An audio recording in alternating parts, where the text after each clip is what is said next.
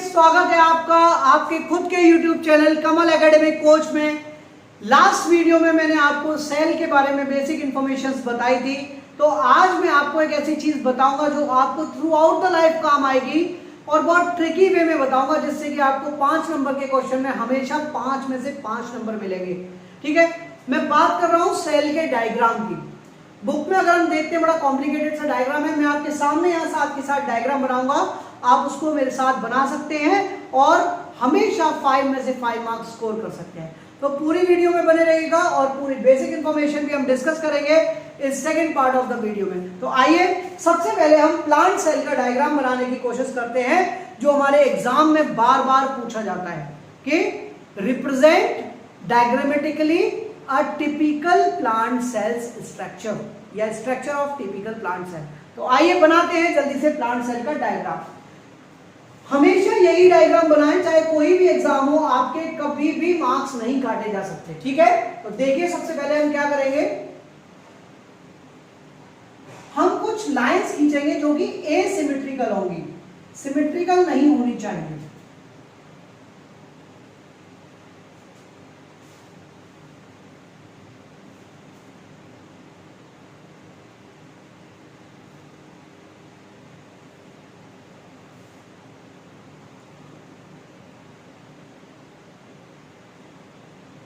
ठीक है, second step में क्या करेंगे, हम जो कॉर्नर्स है वहां छोटी छोटी लाइन बना देंगे।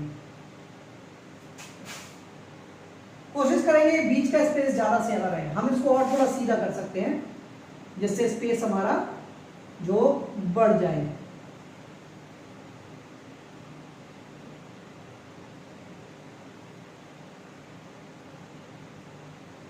सिमेट्रिकल नहीं होना है, बस ये याद रखें।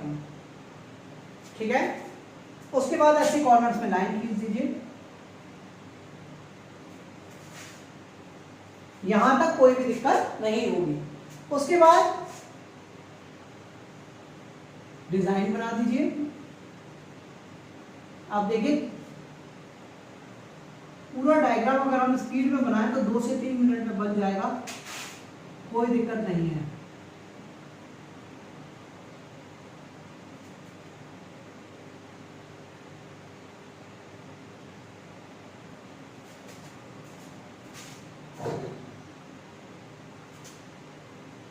आप लोग कॉपी को रोटेट करके इजीली बना सकते हैं। मेरे पास कोई कॉपी नहीं है, बोर्ड है इतना लंबा चौड़ा, इसको मैं रोटेट नहीं कर सकता हूं। अगर कॉपी पे बनाएंगे तो बहुत सुंदर, बहुत अच्छा सा कॉपी को घुमा घुमा कर आप लोग बना सकते हैं।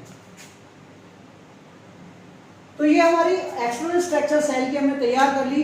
अब इसमें हम थर्ड लेयर बनाएंगे जो कि डॉटेड होगी। आप देख सकते हैं कितनी तेजी से ये डायग्राम कंप्लीट हो रहा है। आप भी बना सकते हैं, प्रैक्टिस करेंगे।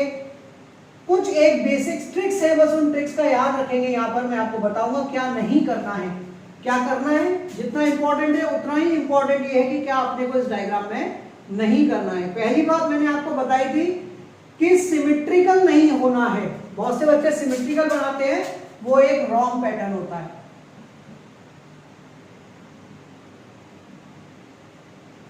तो ये थर्ड लेयर भी हमारी हमने पूरी कर ली। आप लोग जल्दी जल्दी कर सकते हैं क्योंकि आप कॉपी को रोटेट कर सकते हैं।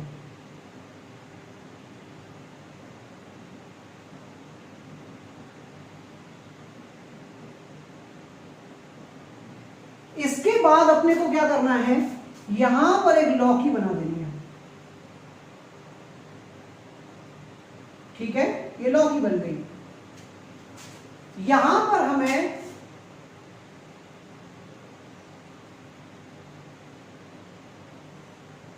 एक सर्कुलर स्ट्रक्चर बनानी है जिसको कि हम जगह जगह से कट कर देते हैं। ठीक है, अब बहुत इंपॉर्टेंट चीज है ये बीच बीच में छोटे छोटे पोर्स छोड़ देंगे। जो पाइप जैसी स्ट्रक्चर्स में बना रहा हूं ये बहुत पतली होनी चाहिए, बहुत ही पतली। ठीक है, और सिमेट्रिकल नहीं होगी। सिमेट्रिकल मतलब बच्चे ऐसे बना देते हैं, देखिए ऐसे नहीं बनेगी, ये गलत पैटर्न है। पैटर्न क्या है आप देखिए, ऐसा पैटर्न होता है।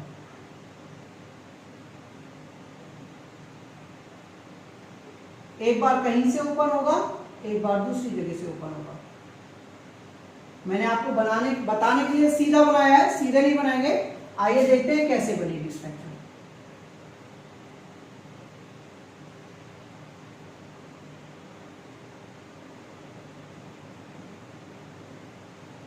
ये डायग्राम ही बहुत इंपॉर्टेंट है। जिसे डायग्राम समझ में आ गया, समझ लिए, उसमें आधा सेल समझ लिया।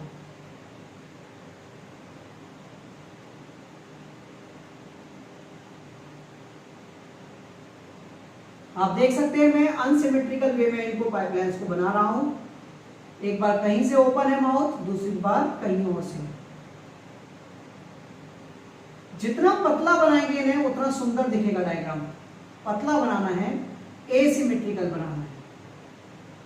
ठीक है, मैं इसको यहां पर अब एंड कर रहा हूं। ये प्लाज्मा मेम्ब्रेन तक बनाई जा सकती है। ठीक है, क्योंकि मेरी प्रैक्टिस है इसलिए मैं और अच्छे से देखिए ऐसे भी बना सकता हूं। आप लोग ऐसा ट्राई नहीं करेंगे।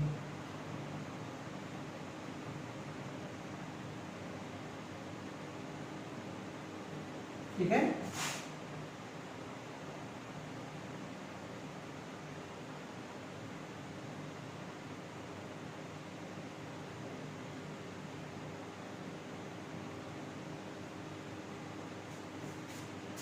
ठीक है।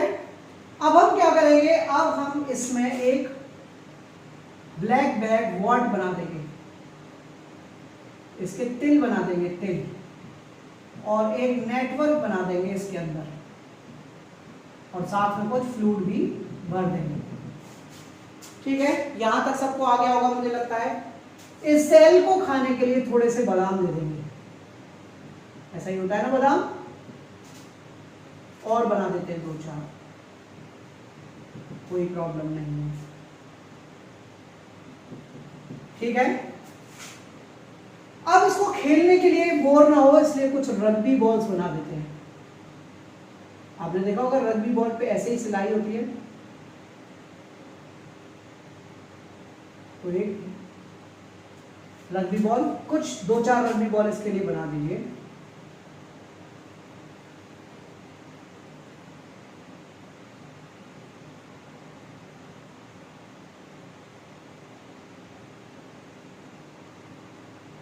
ठीक है, इसके अलावा कुछ बैलून बना दीजिए छोटे छोटे से।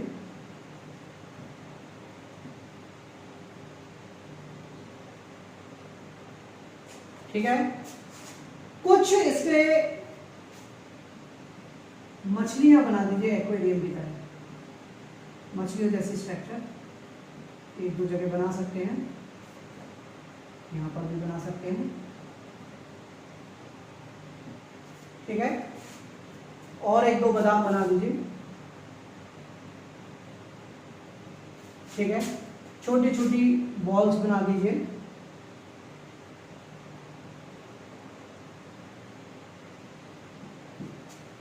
इन पाइप्स के ऊपर कुछ डॉट्स लगा सकते हैं हम।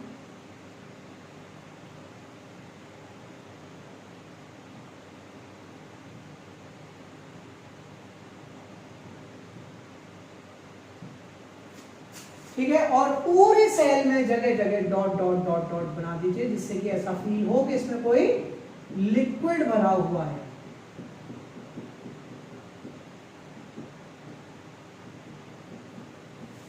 और आपका सेल का डायग्राम कंप्लीट हो गया।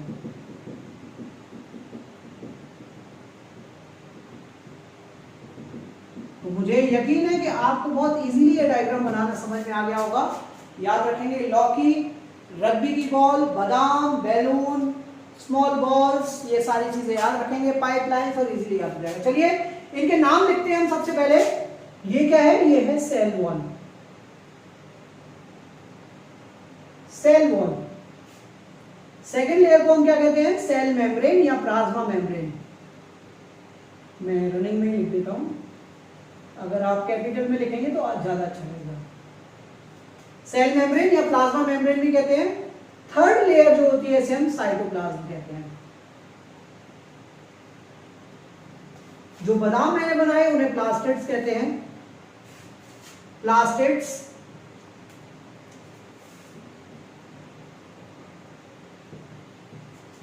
जो रग्बी की बॉल बनाई है इनको माइटोकॉन्ड्रिया कहते हैं।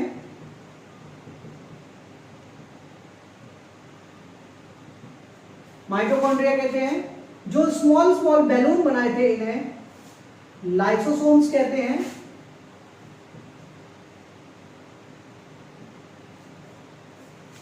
जो पाइपलाइन बनाई थी इसे हम एंडोप्लाज्मिक रेटिकुलम कहते हैं। शॉर्ट में ईआर लिख सकते हैं, ईआर एंडोप्लाज्मिक रेटिकुलम। जो ड्रॉप्स ही एंडोप्लाज्मिक रेटिकुलम के ऊपर बनाई हैं इन्हें हम क्या कहते हैं, राइबोसोम्स कहते हैं। ठीक है। जो मछलियां सी बनाई हैं इनको हम क्या कहते हैं, गोल्गी बॉडीज या गोल्गी कॉम्प्लेक्स कहते हैं। गोल्गी बॉडीज, गोल्गी कॉम्प्लेक्स या गोल्गी एपरेटस कुछ भी कह सकते हैं। जो लौकी बनाई है इसको हम वैक्यूल कहते हैं। ठीक है। ये न्यूक्लियस है पूरा साइड में। न्यूक्लियस के डिफरेंट पार्ट से हम इनको समझ सकते हैं। जैसे ये न्यूक्लियर मेम्ब्रेन है, ये जो बीच में गैप छोड़े थे इनको हम न्यूक्लियोपोर्स कहते हैं। न्यूक्लियोपोर्स। जो ब्लैक तिल बनाया था इसको हम न्यूक्लियोलस कहते हैं। जो नेटवर्क बनाया था उसको हम क्रोमेटिन फाइबर्स कहते हैं। और जो फ्लूइड इसके अंदर भरा हुआ था उसे हम न्यूक्लियो फ्लूइड या न्यूक्लियर फ्लूइड कहते हैं, या न्यूक्लियोप्लाज्म भी कह सकते हैं। और अगर सारी स्ट्रक्चर्स को मिला दें तो इसको हम न्यूक्लियस कहते हैं।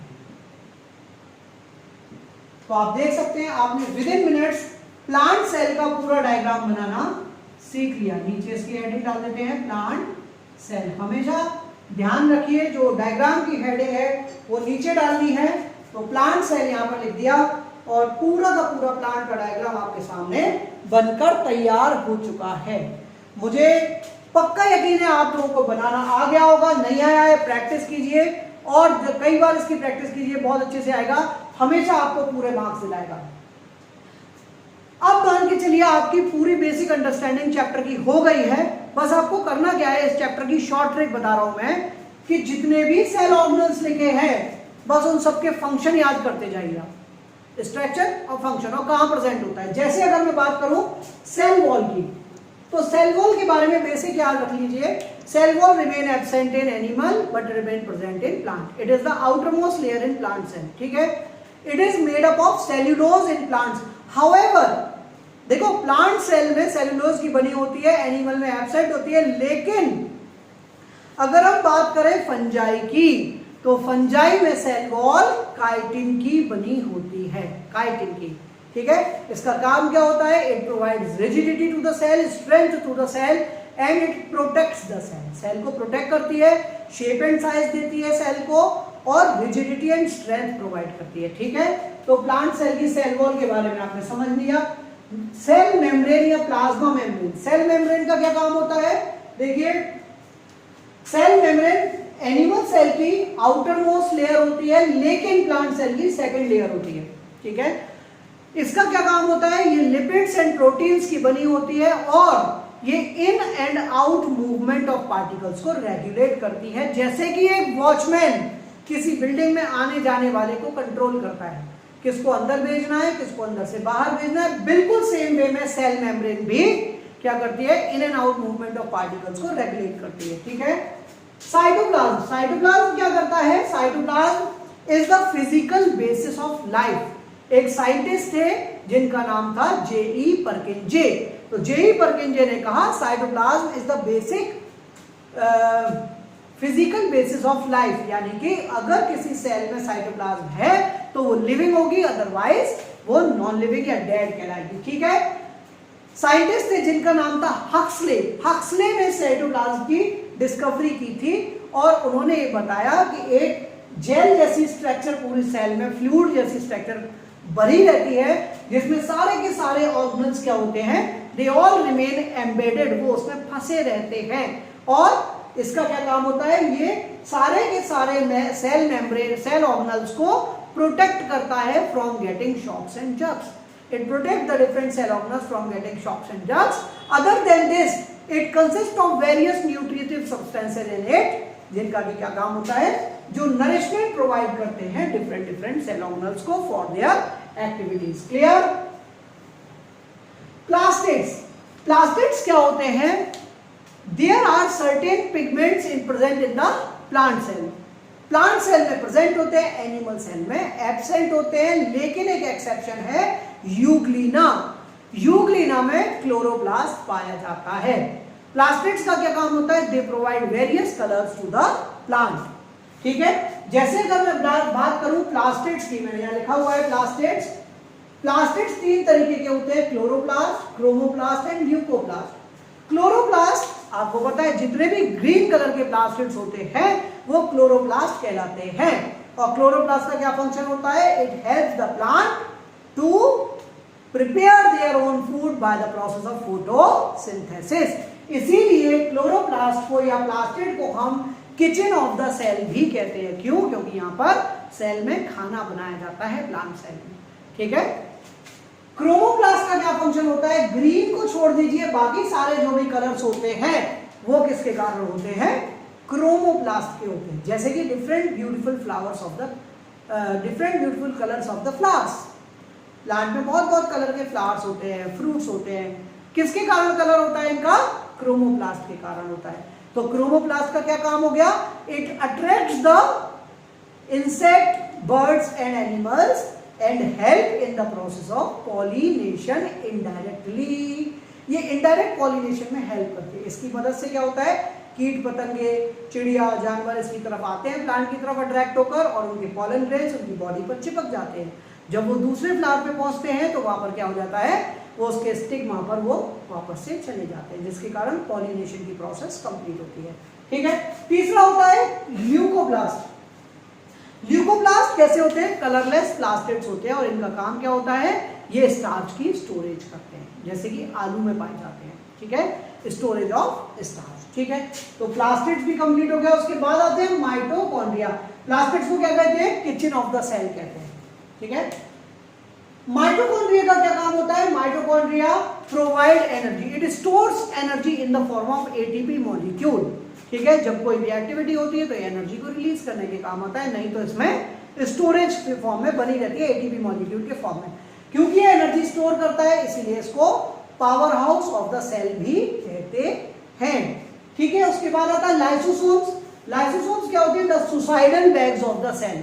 Suicidal bags of the cell यानी कि ये क्या करते हैं, whenever some foreign body comes into the cell, they burst themselves to digest the foreign body। किसी भी फॉरेन को, कोई बाहर की जब कोई चीज अंदर एंटर करती है, कोई बैक्टीरिया एंटर करता है, तो क्या करते हैं, ये खुद को बस्ट कर देते हैं। क्यों? क्योंकि इनके अंदर बहुत सारे डाइजेस्टिव जूस होते हैं और उन डाइजेस्टिव जूस की मदद से क्या कर देते हैं, उस फॉरेन बॉडी को डिस्ट्रॉय कर देते हैं। इसीलिए इनको क्या कहते हैं, suicidal bags of the cell कहते हैं। ठीक है, उसके बाद आता है ER, endoplasmic reticulum. Endoplasmic reticulum क्या होती है, ये पाइप जैसी स्ट्रक्चर होती है जो किसी भी सेल का एंडोस्केलेटन बनाती है। एंडोस्केलेटन, जैसे हमारी बॉडी का स्केलेटन हड्डियों का बना है, सेल का स्केलेटन किसका बना होता है, ईआर का बना होता है, एंडोप्लाज्मिक रेटिकुलम का। ठीक है, ये पाइप जैसी स्ट्रक्चर होती है जो न्यूक्लियर मेम्ब्रेन से स्टार्ट होकर प्लाज्मा मेम्ब्रेन तक जा सकती है। ठीक है, इसका मेन काम क्या होता है, पहला, it provides pathway for the travelling of various, for the transportation of various enzymes and hormones. Enzyme और हार्मोन को ये ट्रैवल करने के लिए रास्ता देता है, पहला। दूसरा, ये क्या करता है, it forms the endoskeleton of the cell. Cell का एंडोस्केलेटन बनाता है, उसे मजबूत बनाता है। तीसरी चीज क्या होता है, it is the site of various lipids and fat synthesis. Lipids बनते हैं इसके अंदर। ठीक है, और चौथी बात क्या होता है कि ये राइबोसोमल सिंथेसिस में भी मदद करता है, इसकी साइड पर राइबोसोम बने रहते हैं, यानी इनडायरेक्ट मदद करता है ये प्रोटीन सिंथेसिस में। ठीक है, तो ईआर की आप चारों पांचों बात याद रखेंगे। ईआर को हम दो पार्ट्स में डिवाइड कर सकते हैं, smooth endoplasmic reticulum and rough endoplasmic reticulum. ठीक है, देखो ऐसी एंडोप्लाज्मिक रेटिकुलम जिसकी सरफेस पर राइबोसोम नहीं पाए जाते उन्हें क्या कहते हैं, स्मूथ कहते हैं। तो स्मूथ क्या करती है, प्रोटीन सिंथेसिस के अलावा सारे फंक्शन करेगी, एंडोस्केलेटन बनाएगी, लिपिड फैट सिंथेसिस में मदद करेगी और ट्रैवलिंग के लिए क्या करेगी, ट्रांसपोर्टेशन के लिए रास्ता प्रोवाइड करेगी। लेकिन जब कभी भी एंडोप्लाज्मिक रेटिकुलम की सरफेस पर राइबोसोम पाए जाते हैं तो उसे हम रफ एंडोप्लाज्मिक रेटिकुलम कहते हैं। रफ, अगर राइबोसोम पाए जाते हैं। और रफ एंडोप्लाज्मिक रेटिकुलम क्या करती है, ये इनडायरेक्टली मदद करती है प्रोसेस ऑफ प्रोटीन सिंथेसिस में। ठीक है, तो एंडोप्लाज्मिक रेटिकुलम के बारे में इतना याद कर लेंगे, काफी है। राइबोसोम की अगर हम बात करते हैं तो क्या होता है, there are certain dot like structure, drop like structures होती हैं जो कि एंडोप्लाज्मिक रेटिकुलम पर अटैच्ड होती हैं। इसके अलावा ये एबंडेंटली साइटोप्लाज्म में भी पाई जा सकती है। जो छोटी छोटी बॉल्स बनाई गई वो राइबोसोम ही थे। ठीक है, तो इसके अलावा क्या होता है, ये साइटोप्लाज्म में भी पाई जा सकती हैं। इनका मेन काम क्या होता है, they help in the process of protein synthesis. These are the site of protein synthesis. Ribosome में ही प्रोटीन का सिंथेसिस होता है, इसीलिए राइबोसोम को protein factories of the cells भी कहते हैं। Ribosomes are the protein factories of the cell. उसके बाद आता है गोल्गी एपरेटस, गोल्गी बॉडीज या गोल्गी कॉम्प्लेक्स, कोई भी कह सकते हैं।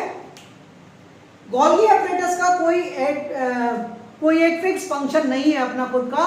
ऐसा माना जाता है कि गोल्गी एपरेटस जो स्ट्रक्चर होती है वो एंडोप्लाज्मिक रेटिकुलम से टूटकर अलग हुई स्ट्रक्चर होती है। इसका ऐसा कोई खास फंक्शन नहीं है, हाँ, लेकिन ये माना जाता है कि यहाँ पर ये डिस्पोजल साइट्स होते हैं कि जितने भी फॉरेन बॉडीज होती हैं वो सब कहाँ ले जाकर डाली जाती है, ये जेल होता है, उनको गोल्गी बॉडीज में ले जाकर डिस्ट्रॉय किया जाता है। ठीक है, इसके अलावा क्या करते हैं कि ये क्योंकि इसका पार्ट है इसलिए they are also the site of various fat and lipid synthesis. ठीक है, इनमें फैट लिपिड सिंथेसिस भी होता है। इसके अलावा लाइसोसोम्स की सिंथेसिस के लिए भी कौन रिस्पॉन्सिबल होते हैं, गोल्गी एपरेटस ही होता है। ठीक है, फिर बात आती है वैक्यूल्स की।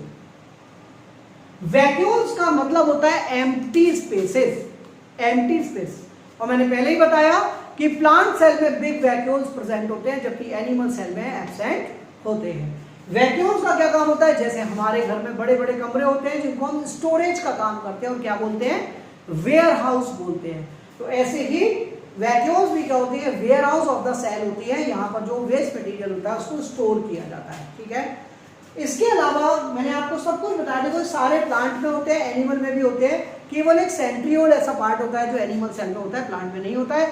सेंट्रियोल के लिए आपको मैं छोटी सी एक बात बताता हूँ कि चलिए यहाँ बता देता हूँ। मान लीजिए ये प्लांट सेल है, सॉरी एनिमल सेल। तो जब एनिमल सेल में डिवीजन होता है तो जो सेंट्रियोल्स होते हैं वो क्या करते हैं, वो क्रोमोसोम को सेपरेट करने का काम करते हैं। अभी मैं क्रोमोसोम बताऊंगा क्या होते हैं, और वो एक एपरेटस बनाते हैं, ऐसे ऐसे फाइबर्स निकलते हैं उसमें से, जिसको कि क्या कहते हैं, स्पिंडल फाइबर कहते हैं। क्या कहते हैं, स्पिंडल फाइबर्स। तो स्पिंडल फाइबर फॉर्मेशन में मदद करता है, सेल डिवीजन में मदद करता है। बस आप इतना याद रख लीजिए क्या, कि centrioles are the structure which remain present in animal cell, remain absent in plant cell. और इनका काम क्या होता है, they help in the process of cell division. ठीक है, आई होप मैं आपको ये बात समझा पाया।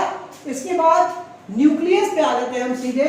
न्यूक्लियस जो कि लास्ट ऑर्गेनल है, it is also called the master और the captain of the cell. क्यों, क्योंकि ये ब्रेन ऑफ द सेल होता है। सारे फंक्शंस को डायरेक्टली इनडायरेक्टली कौन कंट्रोल करता है, न्यूक्लियस करता है।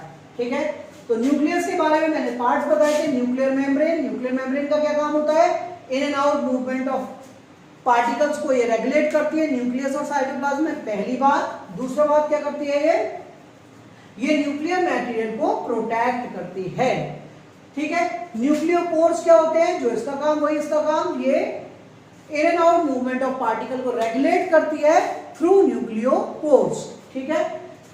तीसरा पॉइंट आता है न्यूक्लियोलस। न्यूक्लियोलस का क्या काम होता है, nucleolus is the site of ribosome synthesis. जितने भी राइबोसोम बनते हैं वो सब न्यूक्लियोलस में ही बनते हैं, इसलिए ये इनडायरेक्टली मदद करता है किसमें, प्रोटीन सिंथेसिस में। उसके बाद बात करते हैं क्रोमेटिन फाइबर्स। क्रोमेटिन फाइबर क्या होता है, जब सेल डिवीजन की प्रोसेस होती है तो एक दूसरे के ऊपर कॉइल होकर ये क्या बनाते हैं, क्रोमोसोम्स बनाते हैं, क्रोमोसोम्स। तो क्रोमोसोम्स का क्या काम होता है, they carry genetic character from one generation to another. ठीक है। तो ये क्या करते हैं, they help in the transfer of genetic character from one generation to another. और न्यूक्लियोप्लाज्म क्या होता है, nucleoplasm is the fluid filled inside the nucleus. इसमें क्या होता है, बहुत सारे न्यूट्रिटिव सब्सटेंस पाए जाते हैं जो न्यूक्लियोलस और अन्य पार्ट के नरिशमेंट में मदद करते हैं, क्रोमेटिन फाइबर्स के और न्यूक्लियोलस के। ठीक है। तो this is all about the chapter cell. मुझे पक्का यकीन है कि मैं इस चैप्टर को आप लोगों को बहुत अच्छे से समझा पाया। अगर आपको चैप्टर समझ में आया हो तो मेरे चैनल को लाइक शेयर सब्सक्राइब करें, बेल आइकन दबाएं और ज्यादा से ज्यादा मैं आपके लिए बहुत सारी ट्रिक्स लाता रहूंगा जिससे कि आपको चैप्टर अंडरस्टैंडिंग अच्छे से डेवलप हो। ठीक है। एक बात और मैं कहना चाहता हूं आपसे कि पूरी वीडियोस देखा करें जिससे कोई ट्रिक आपसे मिस ना हो। अगर आपको इस पूरे चैप्टर में कोई भी क्वेरी हो तो आप मुझे कमेंट बॉक्स में लिख सकते हैं, मैं आपकी सारी क्वेरीज को सॉल्व करने की कोशिश करूंगा। तो बने रहिए मेरे साथ आपके खुद के YouTube चैनल कमल एकेडमिक कोच में। धन्यवाद, गुड डे।